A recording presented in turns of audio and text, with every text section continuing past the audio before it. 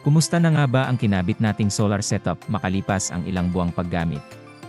Maganda ang sikat ng araw ngayong umaga. I-check natin ang ating 3 kilowatts hybrid off-grid solar setup kung kumusta na nga ba makalipas ng ilang buwang paggamit. 24/7 nga palang umaandar ang ating inverter na SRNE 3 kilowatt 24 volts na inverter. Simula nung naikabit last November, hindi pa siya na-shutdown. Ang baterya nito ay lithium iron phosphate na 220 ampere hours at may kasamang KK Smart BMS, kaya madali lang i-monitor at malaman ang status at state charge niya kung low-bat or fully charged na. Ang panels pala nito ay dalawang 540 watts na Canadian solar connected in parallel. Dito nga pala sa amin, hindi 24/7 ang kuryente.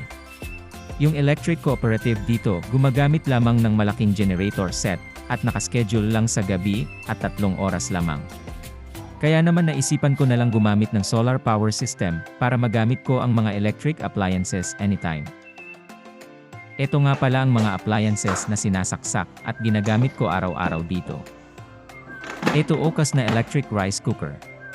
Nasa 900 watts ang nakatatak sa label niya. Pero sa actual usage, based sa reading niya nasa 520 watts lang ang konsumo nito. Itong isa naman ay Top Mama Electric Kettle. Ito talaga ang malakas sa kuryente, kasi nasa 1,500 watts ang hugot niya, at talagang true rated. Tapos tong isa ay Top Mama din na multi-cooker pot. Nasa 600 watts din ang maximum power nito. Ginagamit ko lang kapag naglalaga ng ulam.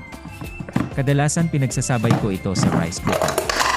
Yung electric kettle, solo ko lang siyang sinasaksak para hindi ma-overload ang ating inverter. Nasa 50% na kasi sa capacity ng ating inverter kapag yung kettle na nakasaksak. Para hindi madaling masira si inverter, dapat huwag natin siyang i-overload. Meron pa tayong ref maliit pero malakas din kumonsumo dahil siya inverter type.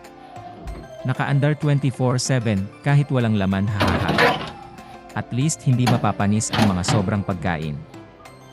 Itong plants ang gamit naman natin nasa 1,000 watts. Mababa lang kaya goods na goods. Nakakapag-plansa tayo anytime ng ating mga uniforms.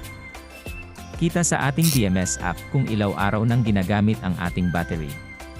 Mahigit 3 buwan na nga ito. Pero nasa 18 cycles pa lamang siya. Ito ay dahil hindi naman ito palaging nade-drain kahit pa diretsong walang araw o kaya naman ay maulan. Dito nakasaksak ang ating electric kettle. Makikita naman sa ating BMS application ang hinuhugot niya mula sa battery. Dahil may araw na at humaharvest na ang ating mga panels, nag-share na ang battery at panels sa ating load na 1,500 watts. Kaya naman nasa 1,300 watts lang ang binibigay ng baterya. Ang 260 watts naman ay galing na sa ating panels. Makikita ang current load sa ating inverter. Scroll lang natin ang user interface, hihihi. So far naman wala pang naging problema ang ating solar setup. Medyo maingay lang ang kanyang built-in fan kapag mataas ang loads, o kaya naman kung malakas ang hinaharvest ng ating solar panels. Pero bearable naman. Tested na siya kahit diretsyong maulan at makulimlim. Hindi nabibitin ang baterya. Hindi pa nakaranas na malubat ang ating setup. Maganda talagang mag-solar. Wala nang binabayarang kuryente.